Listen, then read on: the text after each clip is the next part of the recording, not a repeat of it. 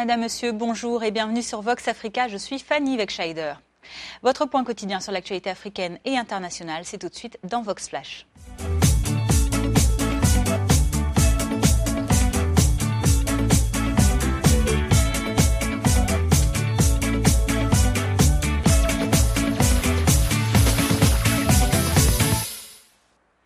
Ouvrons notre journal de ce vendredi 8 janvier en Libye. Après l'attentat au camion piégé de Zliten jeudi et qui a fait plus de 60 morts selon le dernier bilan, ce sont maintenant 7 autres personnes qui sont également décédées dans une seconde attaque contre les forces de l'ordre hier. Dans la ville côtière de Ras Lanouf, l'attaque suicide qui s'est déroulée dans la soirée et qui a été revendiquée par l'État islamique a été de moindre ampleur. C'est une voiture piégée ainsi que son passager kamikaze qui ont explosé à l'un des barrages de la ville pétrolière située à l'est du pays. L'attaque visait la garde des installations pétrolières. Une famille entière compte parmi les morts. Un membre des forces de sécurité réagit à la suite de cet attentat. Écoutez. Une grosse voiture a explosé ici. Plus de 370 gardes-côtes suivaient une formation dans ce centre géré par le ministère de l'Intérieur. Je ne peux pas dresser le bilan exact des morts, mais 60 personnes reçoivent des soins à l'hôpital de Zliten. Attentat également en Afrique de l'Est.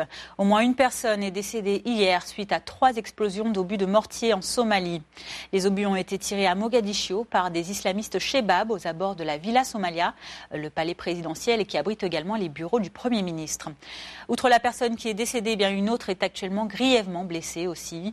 Le communiqué revendicatif des Shebab sur Internet affirme qu'environ 10 missiles ont été tirés sur le palais présidentiel et que certains d'entre eux ont atteint le bâtiment. Selon leurs termes également, cette attaque fait partie des opérations menées à Mogadiscio par les Moudjahidines. Politique en Afrique de l'Ouest. On connaît désormais le nom du nouveau Premier ministre du Burkina Faso. Le président Roch-Marc Christian Kaboré a nommé mercredi l'économiste et banquier Paul Kaba Thiéba afin de gouverner le premier gouvernement démocratique post-transition dans le pays. Peu connu du grand public, ce nouveau Premier ministre burkinabé, âgé de 55 ans, a effectué une grande partie de sa carrière à la Banque centrale des États de l'Afrique de l'Ouest. Avant sa nomination à la tête du gouvernement burkinabé, Paul Kaba Thiéba assurait également la gestion administrative et financière du Fonds de stabilité financière de l'UMOA, l'Union monétaire ouest-africaine. La nomination de M. Thiéba répond à la volonté du président de faire de la reprise économique l'une de ses priorités lors de ce mandat. Dans le Togo voisin, plusieurs manifestations ont lieu depuis lundi aux abords du port autonome de Lomé. Depuis le 1er janvier, tous les commissaires de douane qui travaillent au port doivent maintenant obligatoirement porter un badge de l'Office togolais des recettes. Les transitaires non agréés du port n'ont donc pas accès au bureau des douanes. Alors frustrés à l'idée que l'OTR leur enlève leurs moyens de subsistance, ils manifestent encore ardemment et c'était encore le cas hier. Leur revendication ne va pas à l'encontre de la mise en place des badges, mais ils souhaitent eux aussi pouvoir en bénéficier. Le rassemblement de jeudi a été dispersé par la gendarmerie togolaise et ce à coups de gaz lacrymogène. Pour rappel, le système de badge qui a été mis en place par l'Office togolais des recettes vise à assainir et à sécuriser tous les secteurs des régies financières et connexes, dont celui donc des douanes du port autonome de la capitale. L'aide à la lutte du Nigeria contre les islamistes de Boko Haram se voit renforcée. Hier, les États-Unis ont annoncé un don de 24 véhicules militaires au pays pour mener à bien cette mission. Les véhicules en question sont qualifiés d'anti-mines, ou MRAP, en anglais, Mine Resistant Armor Protected. 2 responsables de l'armée nigériane s'expriment, on les écoute. Les MRAPS permettront de protéger nos troupes, en particulier contre la menace des engins explosifs improvisés. Sans aucun doute, cela va aider nos hommes. Beaucoup de ces véhicules auront besoin de quelques travaux. Environ la moitié d'entre eux sont en très bon état de fonctionnement et auront des travaux mineurs. D'autres auront besoin de quelques travaux de corps, des travaux d'électricité. L'Afrique du Sud célèbre ce 8 janvier les 104 ans d'existence du parti au pouvoir, l'ANC. Pour l'occasion, un grand rassemblement aura lieu à Rustenburg, dans la province du Nord-Ouest. 12 000 sympathisants du parti sont attendus pour les festivités. Pour le parti au pouvoir, il s'agit surtout de rassembler ses troupes, et ce à quelques mois des élections, et alors que le gouvernement dirigé par Julius Malema est profondément divisé, vous le savez, depuis l'an dernier. Mot d'ordre des célébrations cette année, donc l'unité.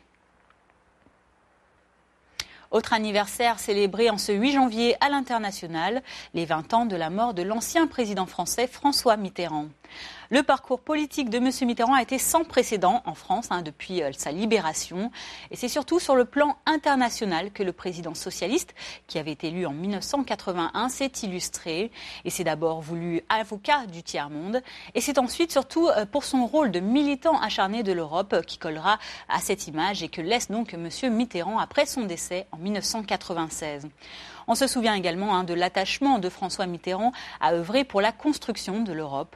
Une image forte marque les esprits, celle du président Mitterrand, main dans la main à Douaumont avec Helmut Kohl, afin de célébrer la réconciliation franco-allemande. C'était en 1984. Personne n'aura également oublié la révélation publique dans les tabloïds en 1994 de l'existence de sa fille cachée, née hors mariage, Mazarine Pinjot. Et un mot de football avant de refermer ce journal, c'est le Gabonais Pierre-Emerick Aubameyang qui a été désigné hier footballeur africain de l'année. Le buteur de Dortmund en Allemagne a détrôné hier l'Ivoirien Yaya Touré, lauréat jusque-là des 4 précédentes éditions et capitaine de la Côte d'Ivoire, championne, vous le savez, d'Afrique l'année dernière.